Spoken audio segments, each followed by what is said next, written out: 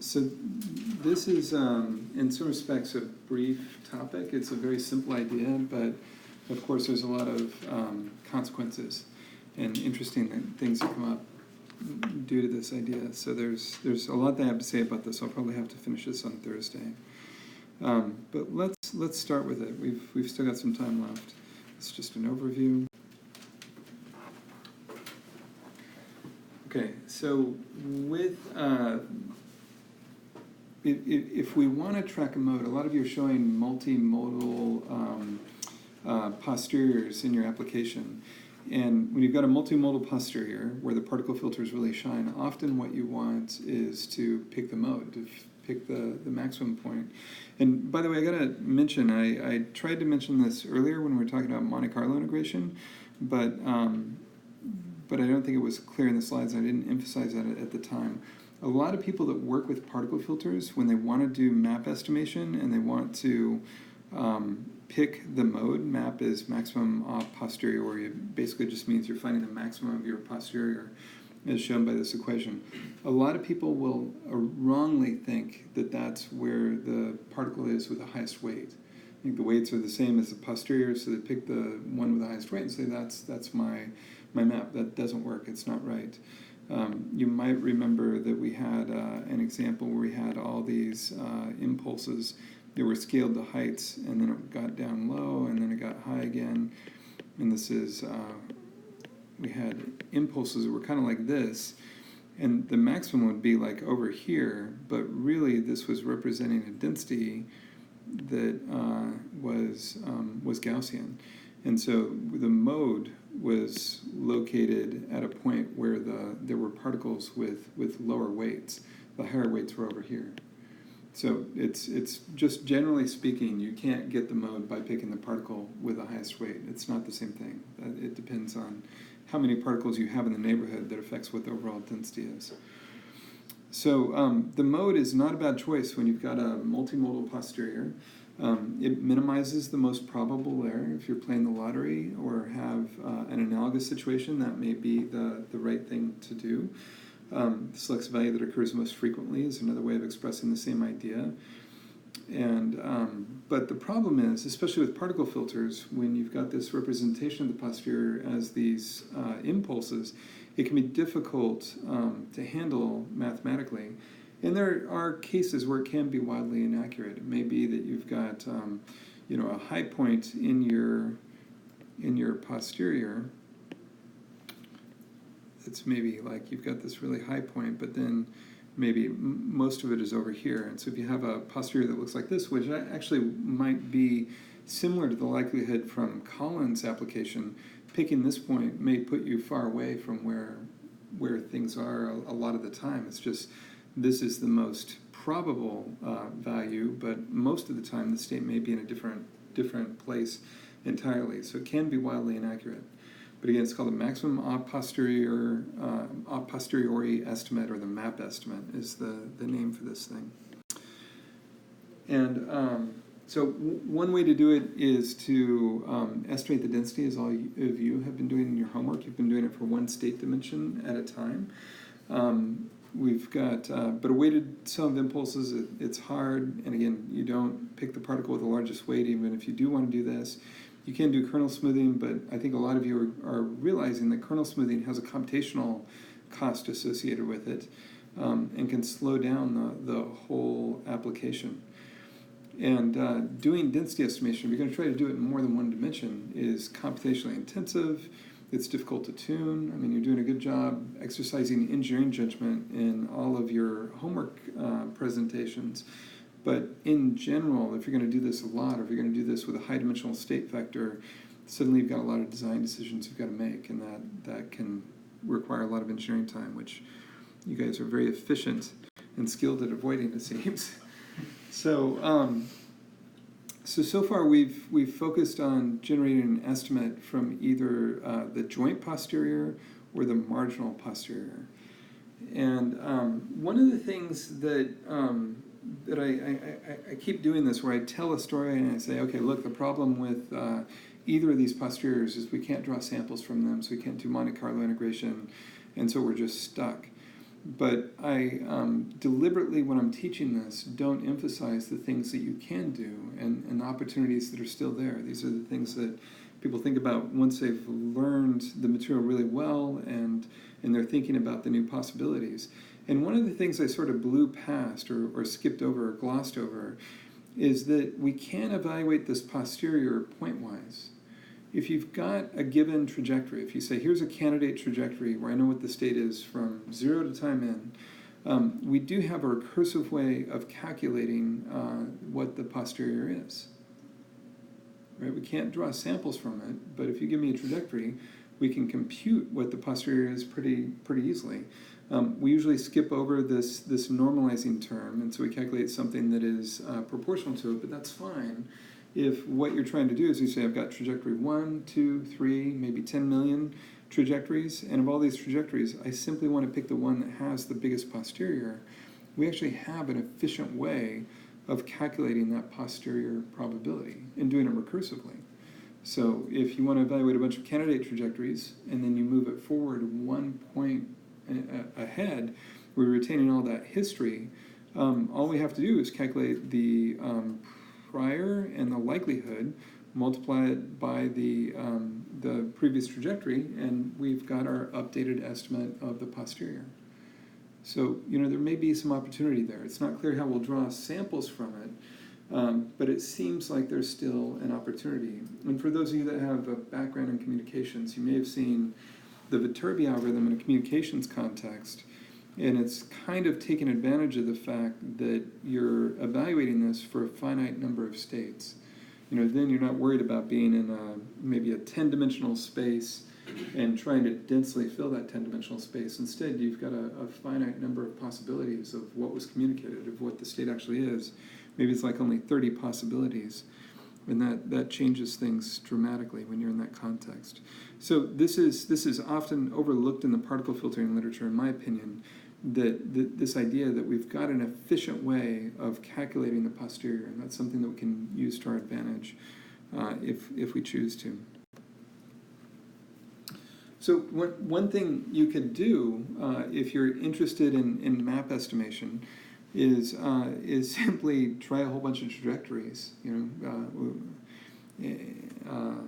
Andy is trying to give me a hard time every time I mention his feat of having so many particles, but we can create a large number of trajectories, efficiently calculate the posterior for all these trajectories, generate them however we like, and simply pick the most probable one.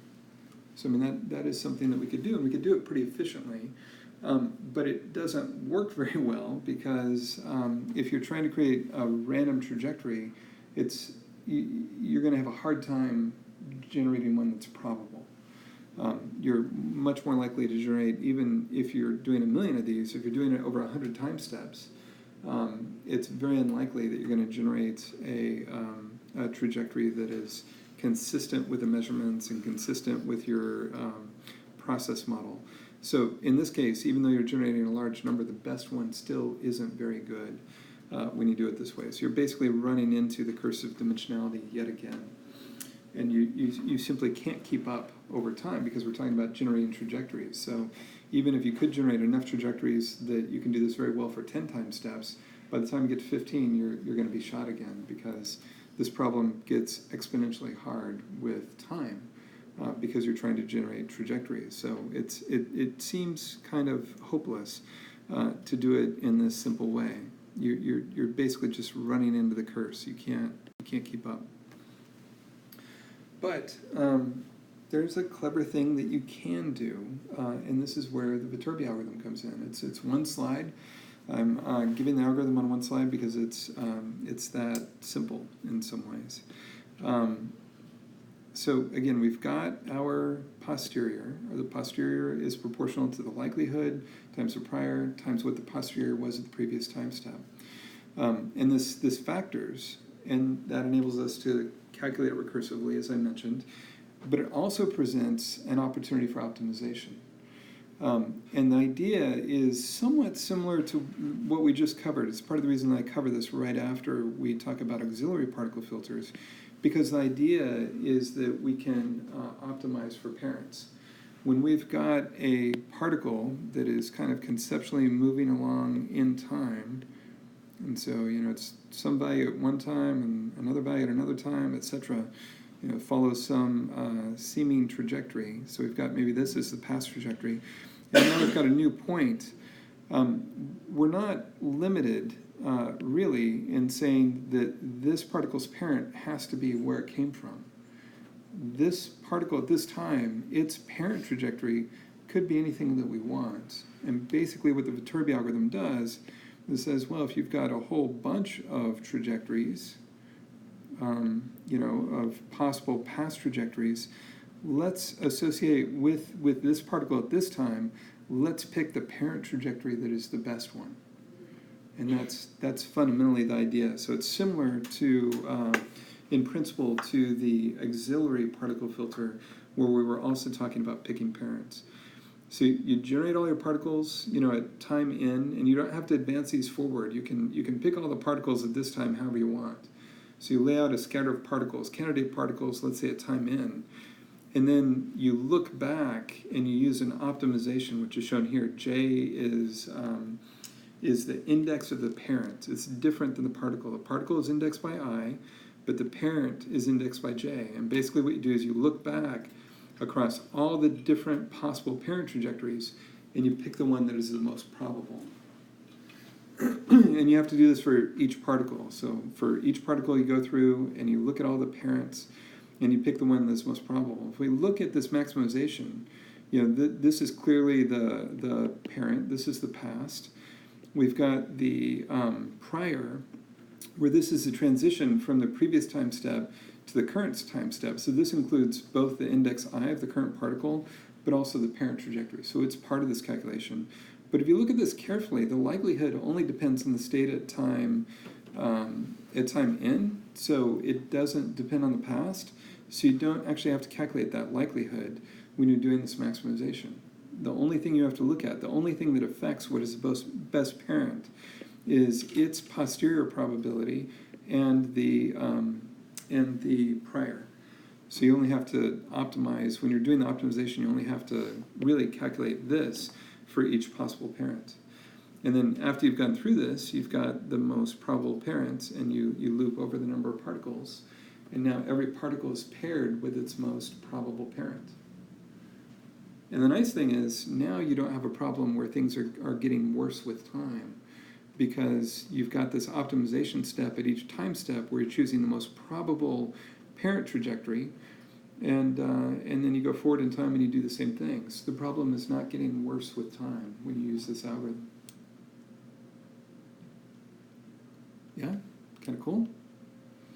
So this works really well when the number of parents that you're having to look over is a manageable number, is a small number. And that's why this is commonly used in communications context, because then you're looking at basically how many different symbols, distinct symbols, could you have, and that's often a small number.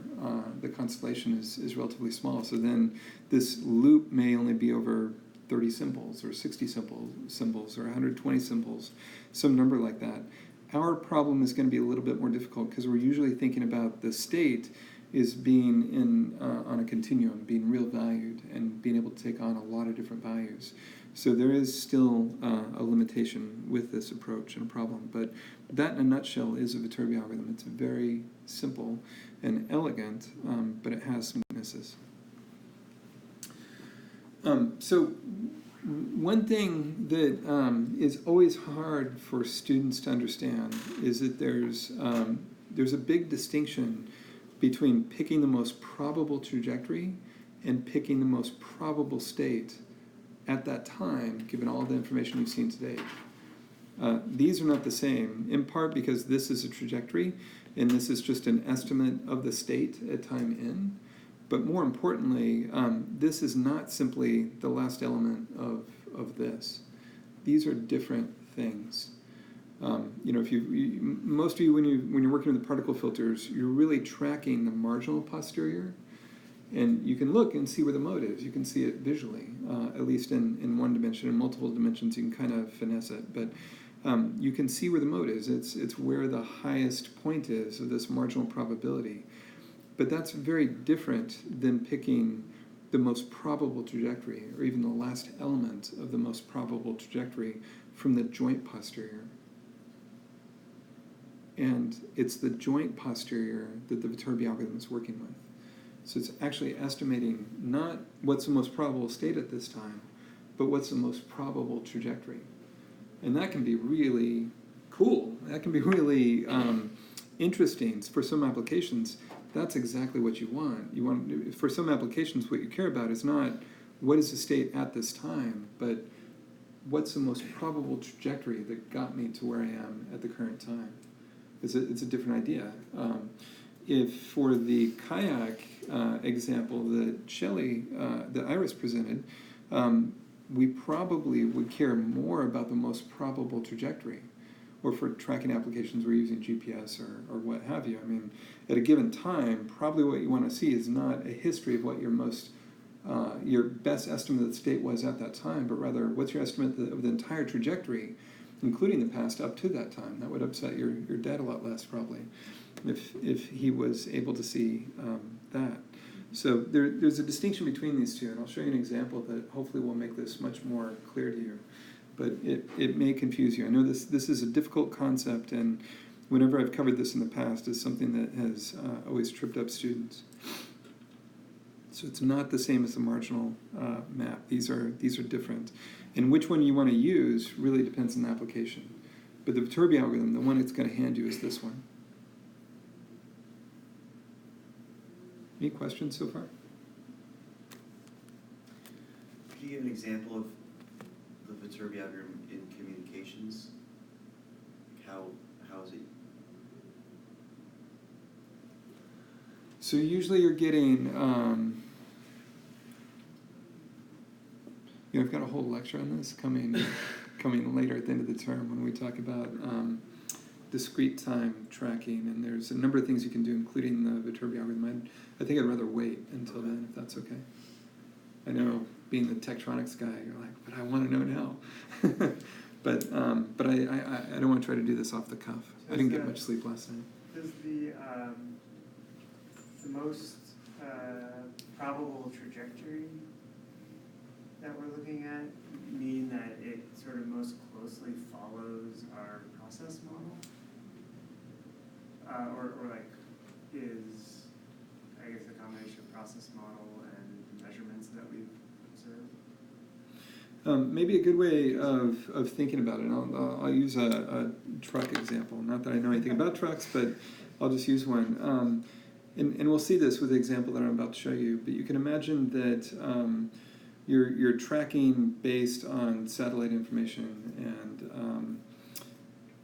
and then you go into a tunnel, and suddenly you've got uncertainty about where the state is. You're not able to see the satellites for a while. And if you're estimating, if you're doing this sort of thing, or if you're using your particle filter, much like we saw in Colin's example, when you get out of the tunnel and you suddenly get a GPS reading, suddenly you've got a good measurement. You've got a much better idea of where your state is. So the estimate that's kind of drifting and just following maybe the process model more or less while you're in the tunnel, suddenly you get a measurement. And this will suddenly snap that back to where your measurement model says that truck ought to be. So it could be that when you look at your estimates of the state, that it's kind of going along and you go into the tunnel, and then you get a measurement, and suddenly you have good information to believe the state is actually down here. That tunnel curved in a way that wasn't predicted by your process model, say. So when you're doing this type of tracking, the idea is I just want to know what's your best estimate of the state, given everything you've seen at this point in time, which can create these big jumps in your estimates. If you're looking at the history of the estimates, when you suddenly get a good measurement that has good information on your state, you can suddenly have a big jump in what your estimated state is, because suddenly you've got this measurement that came in. If you're doing trajectory estimation, what happens instead is that at this point in time, so there's still a shift, but the shift is looking at the entire trajectory, and it's like, oh, I had I had all these trajectories, based on the process model going forward. They could have been anywhere. And just before I came out of the tunnel, I thought this was the best trajectory. But then when I got out of the tunnel, I realized, I'm out of colors here. Oh, cute. When I got out of the tunnel, suddenly I had information to believe that actually this was the most probable trajectory. So now you've got a trajectory that's consistent with your process model, where you can look back in time and see, oh, the truck was actually following a path that looked more like this, rather than what I thought it was just before I got that measurement. So it's not just telling you this is what your state is, but rather this is the entire trajectory. Right, yeah. I don't know if that. I think that's what I was trying to get at. Okay. Yeah. Does that mean that the joint marginal or whatever, the probability of the track of the state-based model is the same as the marginal when we're smoothing using future and past information? No, it's different. Okay. That's a good question, though. Like, you're like, okay, well, if we go back in time at this point, then this estimate, because it's the entire trajectory got estimated at this point in time, this is using the future, which is a type of smoothing. So you are right about that, but it is different than estimating the state based on observations that go from 0 to n plus some number of samples into the future.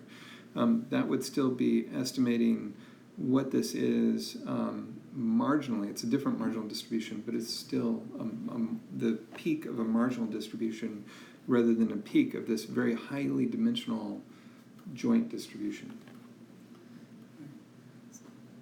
So probably like if a lot of trajectories they're ending up at one point, then that point will probably be the marginal, map there. Yeah, or close to it. Yeah, you're right.